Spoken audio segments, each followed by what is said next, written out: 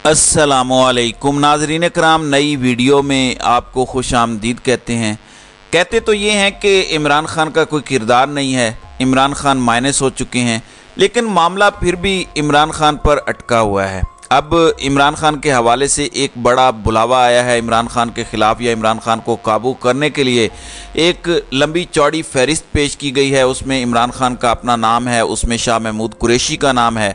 हाँ, एक शख्स को क्लीन चिट मिली है और वो असद उमर हैं। आखिर क्या वजह है कि असद उमर को ज़मानतें भी मिल गई हैं। अब उनके मुतालिक कहा जाता है कि उनकी गिरफ़्तारी भी नहीं चाहिए, और आज बाकायदा तौर पर अदालत के अंदर ये भी कह दिया गया कि असद उमर हमारी तरफ से आज़ाद हैं। तो असद उमर की प्रेस कॉन्फ्रेंस जो उन्होंने की थी वो उनके काम आ गई है।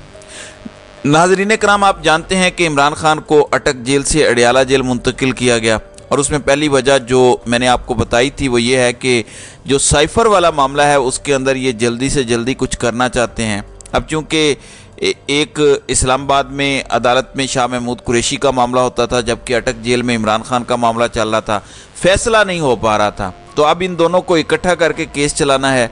इकट्ठा चलाने का मतलब ये है कि जितनी जल्दी हो इन्हें सज़ा दी जाए। जो आज बड़ी ख़बर मैं आपके सामने लाया हूँ उसमें 28 गवाह सामने आए हैं, उसमें कुछ अपने भी हैं, कुछ पराए भी हैं। इस किस्म की सूरत हाल है। यह मामला है क्या? साइफ़र वाले मामले के अंदर FIA ने बाकायदा आज अपना चलान खुसूसी अदालत के अंदर पेश किया है, और साकिब बशीर एक्सक्लूसिव स्टोरी लेकर आए हैं। और इस चलान के हवाले से आप जानते हैं, चलान में बुनियादी तौर पर इन्वेस्टिगेशन का जो इदारा होता है, जैसे पुलिस है या कोई भी इदारा, तो वो अपनी तहकीकात या अपनी फाइंडिंग्स केस में पेश करते हैं। अब बताया गया है कि इस चलान के अंदर इमरान खान और शाह महमूद कुरैशी को कसूरवार करार दिया गया है, जबकि असद उमर को मुल्ज़िमान की या जिनको वो सज़ा दिलवाना चाहते हैं उसकी लिस्ट से खारिज कर दिया गया है। तो मजमूई तौर पर 28 गवाहों की लिस्ट इनके चलान के साथ अदालत में उनके बयानात भी जमा करवा दिए गए हैं। सबसे अहम गवाह के तौर पर इमरान खान के ख़िलाफ़ जिस शख्स को लाया गया है वो इमरान खान के साबिक प्रिंसिपल सेक्रेटरी आज़म खान हैं, जो FIA के मजबूत गवाह हैं। और आज़म खान का 161 और 164 का बयान चलान के साथ मुंसलिक किया गया है। आपको पता है कि 164 का बयान मजिस्ट्रेट के सामने दिया जाता है और उसकी एक लीगल हैसियत होती है। तो FIA ने वज़ीर आज़म के साबिक प्रिंसिपल सेक्रेटरी को अपने सबसे मजबूत गवाह के तौर पर पेश किया है, और इस चलान में FIA ने मौक़िफ़ ये इख्तियार किया है कि इमरान खान ने साइफ़र अपने पास रखा और जो स्टेट सीक्रेट या स्टेट की खुफिया चीज़ों का गलत इस्तेमाल किया, और साइफ़र कापी उस वक़्त के वज़ीर आज़म इमरान खान के पास पहुँची, लेकिन उन्होंने उसे वापस नहीं किया, इसलिए वो ऑफिशियल सीक्रेट एक्ट की खिलाफ वर्जी तस्वुर की जाती है। जबकि दूसरी जानिब शाह महमूद कुरैशी हैं। शाह महमूद कुरैशी के मुतालिक बताया गया है कि उन्होंने 27 मार्च की तकरीर की, फिर चेयरमैन PTI की जो मुआवनत उन्होंने की, तो इमरान खान और शाह महमूद कुरैशी की 27 मार्च की तकरीर का ट्रांसक्रिप्ट और CD भी इसके साथ मुंसलिक की गई है। नाज़रीन इकराम, 27 मार्च को आपको याद होगा इस्लामाबाद के अंदर परेड ग्राउंड में पाकिस्तान तहरीक इंसाफ ने एक बहुत बड़ा जलसा किया था जब उनकी हुकूमत गिरने वाली थी। तो उसमें इमरान खान ने साइफ़र लहराया था और साथ ही अपने मुतल्लिक होने वाली साजिश से अवाम को आगाह किया था। अब ये जो 28 गवाहान हैं, इन 28 गवाहों के अंदर कौन कौन लोग शामिल हैं? इसमें एक तो आज़म खान है, जबकि उस वक़्त के जो सफ़ीर थे अमेरिका के अंदर असद मजीद, उन्हें भी शामिल किया गया है। साबिक सेक्रेटरी खारजा सुहेल महमूद भी गवाहों में शामिल हैं। इसके अलावा एडिशनल सेक्रेटरी खारजा फैसल नियाज तिरमिज़ी भी FIA के गवाहों में शामिल हैं। तो आप यूँ समझिए कि साइफ़र वजारत खारजा में जिन जिन शख्सियात के पास पहुँचा, और वजारत खारजा से होते हुए चेन जो एक पूरा प्रोसीजर है, यानी कौन उसको रिसीव करेगा, कौन उसको इंटरप्रेट करेगा, कौन आगे पहुंचाएगा, इस तरीके से वो सारी की सारी चेन गवाहों के तौर पर इमरान खान के ख़िलाफ़ पेश कर दी गई है। अब ये सिर्फ़ और सिर्फ एक आखिरी काम है। ज़ाहिर है इसमें कुछ सर्विंग लोग भी शामिल हैं, जबकि कुछ दीगर सिविलियंस भी हैं।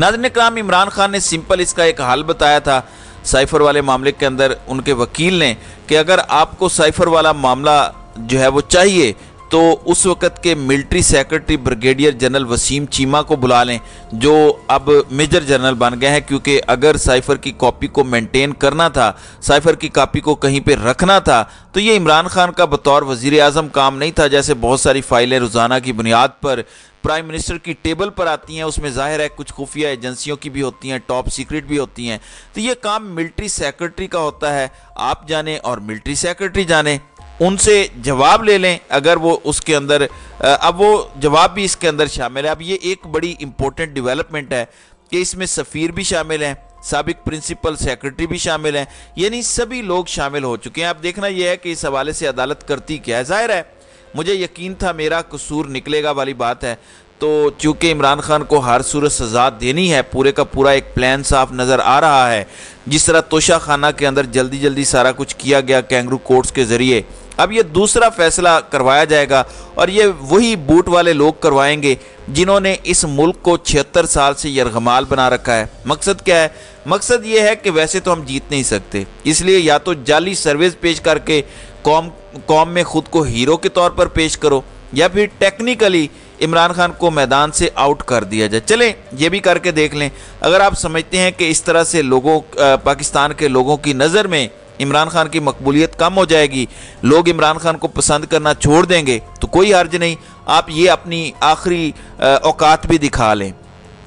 ناظرین اکرام، ابھی تک جتنے بھی تجربات کیے گئے ہیں عمران خان کی حکومت گرانے سے لے کر مقدمات، پھر عمران خان کی گرفتاری، پھر ٹی وی پر لمبے لمبے بیانات، پریس کانفرنسز، سب کچھ کیا ہے انہوں نے، لیکن پھر بھی عمران خان کی مقبولیت کم نہیں ہوئی۔ لوگ کسی اور کو قبول کرنے کو تیار نہیں ہیں۔ اب یہ جو ایک اور فراڈ کر کے آپ آگے بھی اپنا وقت ضائع کرنا چاہتے ہیں تو کر لیجئے۔ وجہ کیا ہے؟ وجہ صرف اور صرف یہ ہے کہ وہ شخص اتنے قد کاٹ اور وزن کا مالک ہے کہ اس کے سامنے یہ سارے کے سارے بونے نظر آتے ہیں، اور یہی انہیں قابل قبول نہیں ہے کہ اتنا طاقتور وزیر اعظم کیوں آئے جو ہم سب کا احتساب کرے۔ تو ان بونوں کے اندر ایک بڑے قد کا شخص ہونا یہ جرم ہے، اور عمران خان کا بس یہی جرم ہے۔ دوسری جانب عمران خان کے مقابلے میں بتایا گیا ہے کہ بہت بڑی شخصیت کو لایا جا رہا ہے، نواز شریف کو۔ نصرت جاوید رات کو کہہ رہے تھے کہ دیکھیں اگر تو صاف شفاف الیکشن ہو گیا تو اس کا مطلب بڑا واضح ہے کہ مسلم لیگ نون بہت برے طریقے سے ہارے گی۔ ان کے مطابق اگر نواز شریف اس وقت واپس آتے ہیں تو ان کا رہا سہا ووٹ بھی ختم ہو جائے گا۔ نصرت جاوید اندرون لاہور سے ہیں اور اندرون لاہور کو وہ جانتے ہیں، پھر نواز شریف کے حوالے سے ان کو بھی سمجھتے ہیں، وہ لاہور شہر کے مزاج کو بھی سمجھتے ہیں۔ وہ تو بہت پہلے سے کہہ چکے ہیں کہ میاں صاحبان نے لاہور کو کھو دیا ہے، تو لاہور ان کے ہاتھ سے ویسے ہی نکل چکا ہے۔ اب اگر وہ اپنا آخری پتہ کھیلنا چاہتے ہیں تو اس میں بھی کوئی حرج نہیں ہے، وہ بھی کر کے دیکھ لیجئے۔ ہاں یہ الگ بات ہے کہ وہ صاحب جو نگران وزیر اعظم ہے وہ فرماتے ہیں کہ انہوں نے رائے لے لی ہے کہ نواز شریف کے ساتھ کیا سلوک ہوگا۔ یار آپ کی اوقات اور حیثیت کیا ہے؟ آپ تو جسٹ ایک کٹ پتلی ہو، آپ کو پیچھے سے ہلایا جاتا ہے، آپ کو چابی والے کھلونے کی طرح جو ہے وہ چابی دی جاتی ہے تو آپ شروع ہو جاتے ہیں۔